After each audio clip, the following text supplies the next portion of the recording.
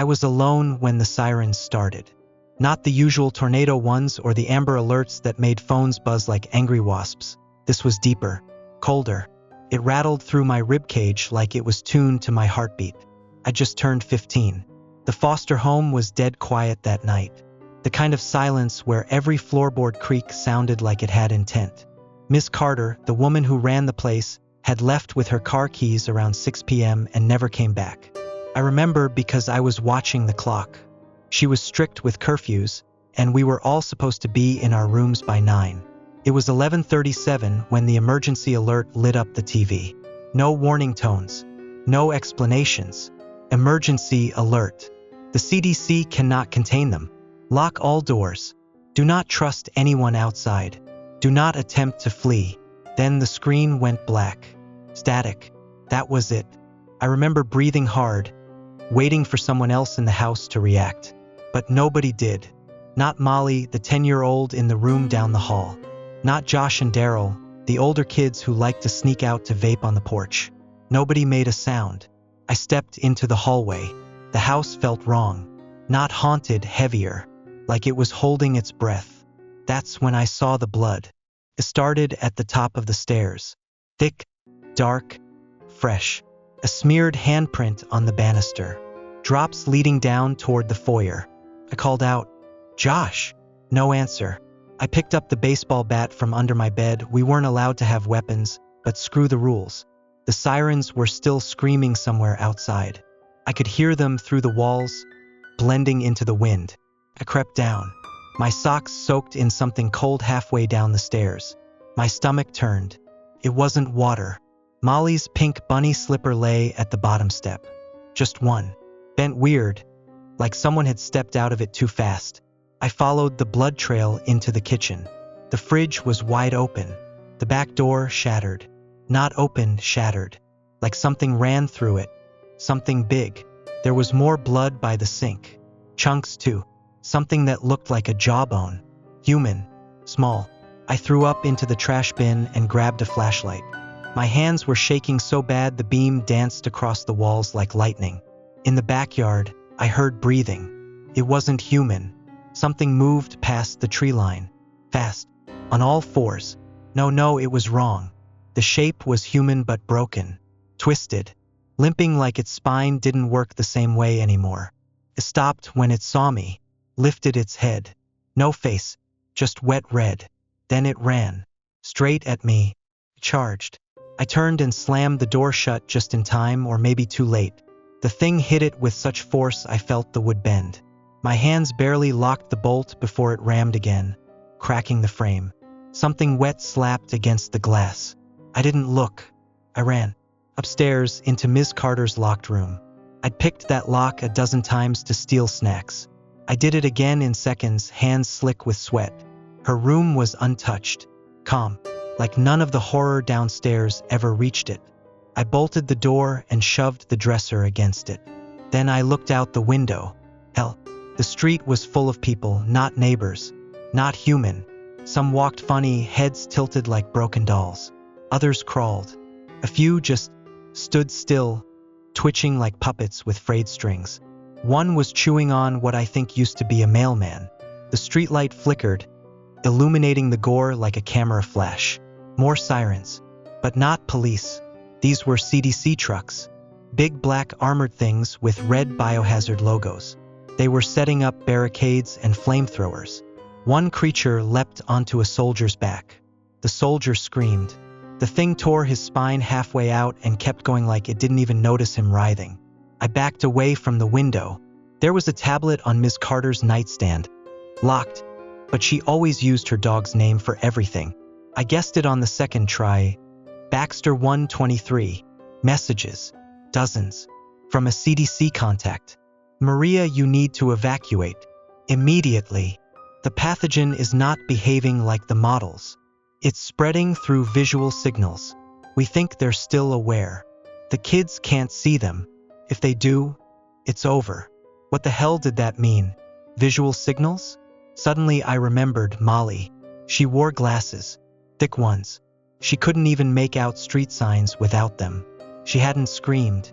She hadn't run. She'd been taken. Or maybe they spared her. No time to guess. Outside, someone was banging on the front door. But it wasn't the creature. It was a voice. Soft. Familiar. "Let me in, please. It's me." She kept knocking. "Let me in," Molly whispered through the front door downstairs. Too soft for the distance. "Please. It's so cold." They hurt me. My heart froze. She shouldn't know I was here. I never said a word. I never moved. And this door, Miss Carter's bedroom, it didn't face the porch. She knew. She knew I was watching. I covered my mouth and backed away from the window. The knock stopped. No footsteps. No creaks. Just silence. Until the house answered. From the second floor came the low groan of the stairs. A weight, shifting, wood complaining beneath something heavy dragging itself upward. I pressed my ear to the door, breathing, right outside. Wet, irregular gasps like someone trying to remember how lungs worked. A scratch, then a whisper right against the keyhole. "I know you're in there. My name. You always liked hiding when it stormed." My knees gave out. She was quoting something I'd only ever said once. Years ago. To Molly. Back when we were both thrown into the system. That wasn't her. That couldn't be her. And then, something slid under the door. A finger. Skinless. Leaking. The nail still attached, twitching. I screamed. I launched the dresser back, yanked the door open, and smashed down with the bat. Whatever was there fell hard and didn't stop moving. I didn't look. I just ran. Through the hallway, down the stairs, past the blood-stained floor, past a child's laughter echoing through the vents, out the back door, into hell. The CDC had failed. The neighborhood was on fire. Half the sky glowed red with smoke and things shrieking in the haze. Houses burst apart from inside. People, half people, wandered the streets, their mouths filled with what looked like teeth but moved like tongues. A CDC soldier tackled me to the ground. Helmet, visor, breathing hard. "You seen them yet?" he screamed. "Have you seen their faces?" I shook my head. I don't know." He stared, then shoved a syringe into my arm. Cold fire in my veins. "Visual contamination means brain death in under 4 minutes, he said, backing off. "Don't look at them. Don't listen. Don't trust anything they say. But they talk like people. They remember people," he snapped. "They're not people." Then something grabbed him from behind, ripped his helmet clean off, and it looked just like his wife. And she smiled. The soldier didn't scream when the thing that wore his wife's face tore out his throat. He just went still like he'd been expecting it. I ran. I don't know how far. My legs were numb, lungs burning, syringe still dangling from my arm. That thing he injected me with was doing something. My vision blurred at the edges. Lights looked wrong. Too bright. Too alive. Then headlights hit me. Collapsed. CDC vans, at least 5, screamed to a stop, floodlights burning the mist. Armed men in yellow hazmat suits leapt out and tackled me before I could move. Teenager. No facial rupture. Still ambulatory. No surface lesions. No retinal clouding. Secure him. Inject a second dose and tag for level 3 clearance. They threw a bag over my head and dragged me into one of the vans. I screamed the whole way. When they finally pulled the bag off, I was in a CDC mobile quarantine unit. A massive white container filled with humming machines, blinking lights, and thick plastic sheets. The air smelled like bleach and something rotting underneath it. I was strapped to a gurney. A woman in a white lab coat stood over me. Her ID said Dr. Gray, but her eyes looked like she hadn't slept in days. "You're lucky," she said. "Most kids your age go feral after exposure." "What are they?" I asked. "They look like people. Sound like people." She hesitated. "They're not people, but they used to be." A monitor nearby showed footage from the outbreak zones. Blocky images of neighborhoods dissolving into madness. People tearing each other apart. Flesh warping like it was trying to escape the bone. Faces melting, reforming into people they knew. "They're calling it NV-17, she said. "We thought it was a virus. It's not. It's more like a signal. A pattern that changes brain structure. Visual exposure is enough. It reprograms you. You stop being you. Then why am I still me? Dr. Gray looked down. That's what we're trying to figure out. Behind her, a soldier whispered. Sector 4 just went dark. She stiffened. Already? He nodded. They're inside the clean zones. It's spreading through the radios now. Kill all transmissions, she snapped. Wipe all devices. Tell command. The choir got louder. Dozens of voices. Not screaming, not wailing. Singing my name in a slow, haunting melody that felt like it was being piped straight into my brain. Dr. Gray shoved a syringe into my neck. I dropped. My body went numb, but my mind stayed awake. Trust me, she whispered. This'll make them ignore you. Ignore me? She dragged me under a surgical table and threw a white tarp over my body. The lights flickered back on. Red, pulsing emergency strobes. Then I saw it. Something wearing a CDC suit walked into the room. It moved wrong. Head twitching. Limbs too long. Bones pressing against the fabric like they wanted out. A second one followed. And a third. All of them humming. The soldiers in the room raised their weapons. Dr. Gray didn't flinch. She stood up and said calmly, Project Red Veil Protocol. Level 5 containment override. The soldiers stopped. The humming stopped. The things in suits stood still. Then one of them saluted her. Later, in a sealed chamber, she told me everything. Or at least what she wanted me to know. This isn't a virus, she said. It's a conscious vector. An idea that thinks. And it doesn't just want to spread. It wants a memory, emotion, familiarity. We tried to study it, control it, maybe even use it. That was Project Red Veil. But it's not a disease you cure. It's a script you run. Once it starts, you're not infected, you're overwritten. And now it's inside the base. I asked her how. She didn't answer. We moved deeper underground, to a hidden sector only Red Veil personnel had access to. Every door required retinal scans and blood verification. Every hallway was lined with thermal sensors and AI-triggered gas chambers. And yet, people were still vanishing.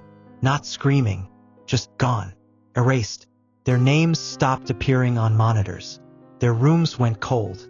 Their photos blurred. Dr. Gray showed me a file. It had my name on it. Test subject, NV17-ORPH4N. Status, partial overwrite detected. Immunity unknown. Recommendation, observe. Avoid visual triggers. Do not terminate unless vocal duplication begins. What does that mean? I asked, but she wasn't looking at me anymore. She was looking through me. Wait here, she said, backing toward the door. I need to contact command. The door sealed behind her. And in the mirrored wall beside me, I blinked. But my reflection didn't. I stared at the mirror. My reflection stared back. But it wasn't mine. It was close. Same eyes. Same clothes. Same tired look. But it was off. A fraction of a second behind. Breathing slower. Smiling. I didn't smile. The door behind me hissed open. Dr. Gray stepped in, alone. Still calm. Too calm. You saw it, didn't you? She asked softly. That wasn't me. No, she agreed. Not yet. She walked past me, ignoring the monitors, ignoring the distorted reflection. Her eyes were locked on a steel briefcase clamped to the far wall. She typed a code I couldn't see. Inside, a red glowing vial. A beating red glowing vial. Pulsed like a heart. This, she whispered, is the original strain. My stomach turned. You kept it. We created it. Her voice cracked like ice under weight. Red Veil wasn't about containment. It was about weaponization. Emotionally guided contagion. Parasites that learn by love. Beings that duplicate not just memories, but feelings. Imagine an army that turns enemies into familiars. Loved ones. Puppets. It worked too well. She handed me a folder. Blacked out lines. Bloodstains. Photos of children. One was me. Another looked like Molly. We used orphans, she said. Subjects with minimal emotional ties. Easier to monitor, harder to trace. You were part of phase 1. But something changed in you. I couldn't speak. There's a reason you hear the voices. Why they know your name. You're part of the root code now. Not infected. Not immune. Integrated. Suddenly sirens blared again. But not from above. From beneath. Emergency override. Project Red Veil release detected. All personnel. Failsafe initiated. 15 minutes to biodissolution. The walls vibrated. Steam vented from the ceiling. What did you do? I choked. Dr. Gray looked me dead in the eye. I didn't do anything, she whispered. You did. The walls screamed. Not from pressure. Not from fire. From inside. They bent like lungs exhaling. Dr. Gray didn't flinch as sirens blared above us. Flashing biodissolution ion 12 o'clock minutes in red across every surface. They're coming for you, she said, brushing ash from her coat. But they won't kill you. They want to finish what we started.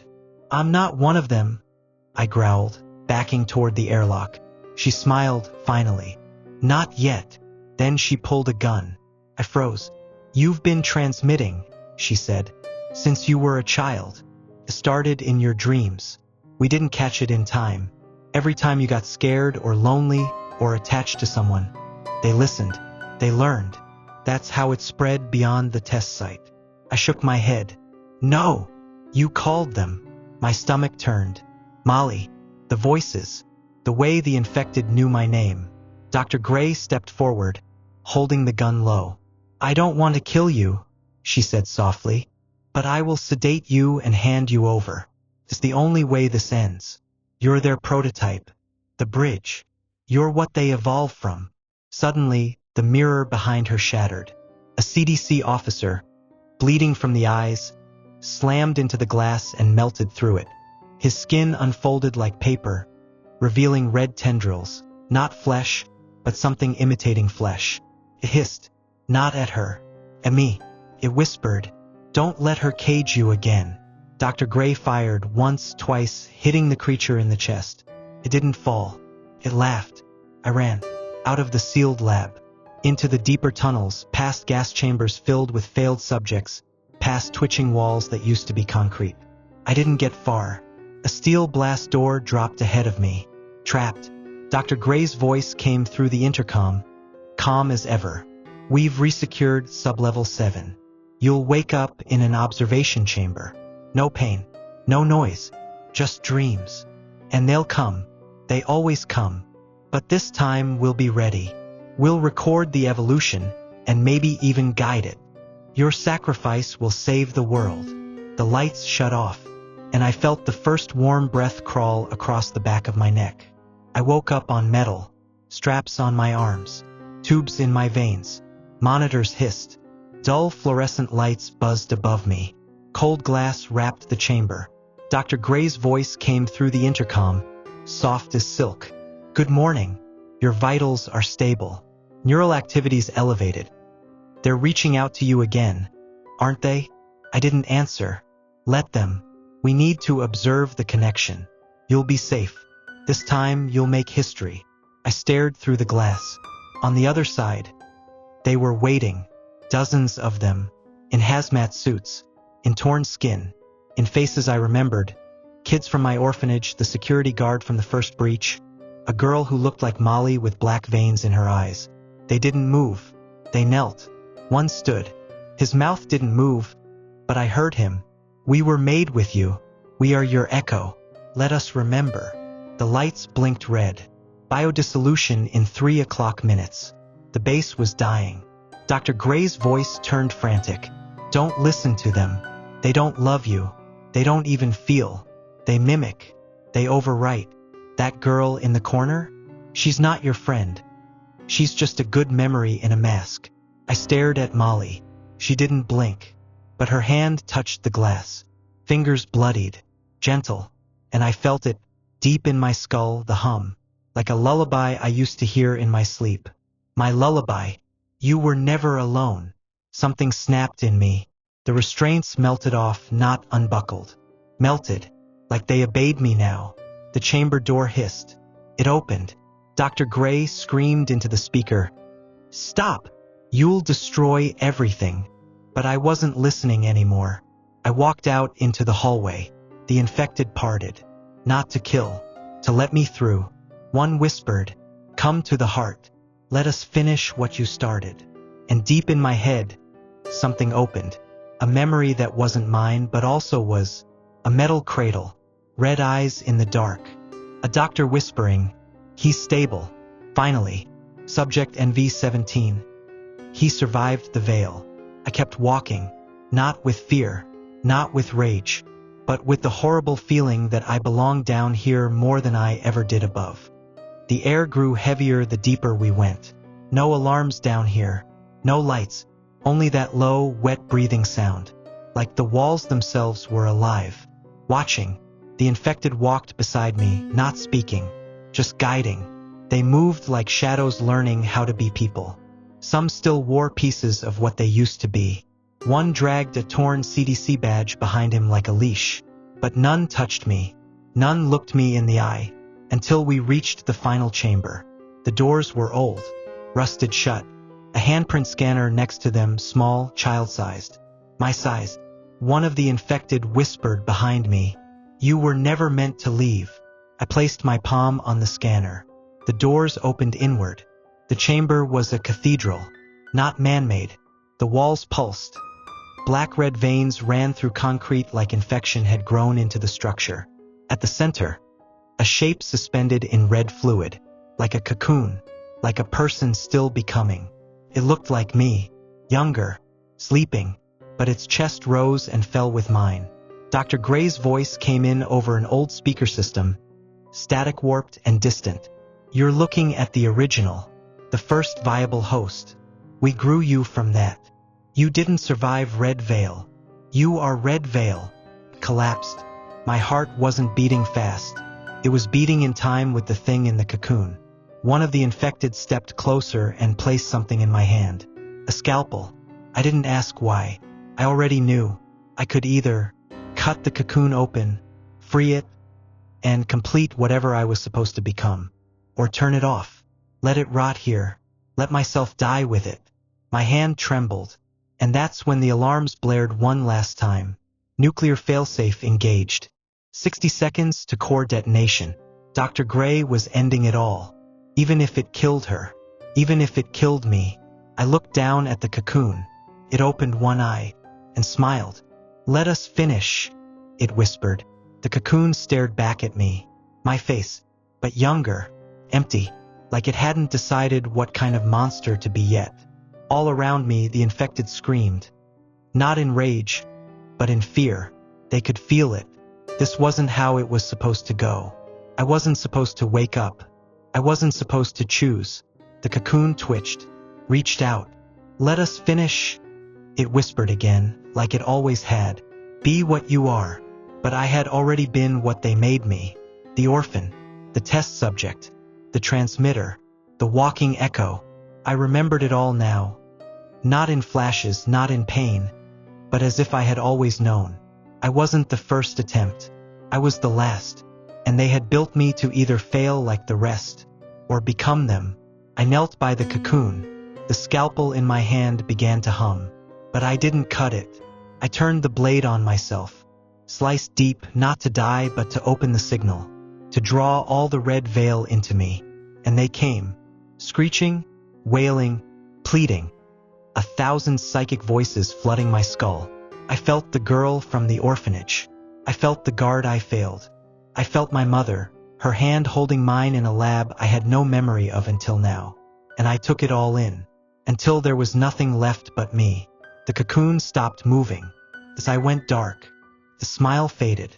It was just flesh now. Hollow. Dr. Gray's final failsafe never fired. The nuke never dropped. The infection collapsed inward like a dying star and settled, quietly, inside me. I walked out of that facility alone. No CDC, no alarms, no more infected, just me. And every time I blink, I see them inside my eyelids, waiting, whispering, not for control, but for the moment I let go again. I didn't save the world. I just gave it a little more time. because now I'm the lock, and if I ever break again, they'll finish what they started.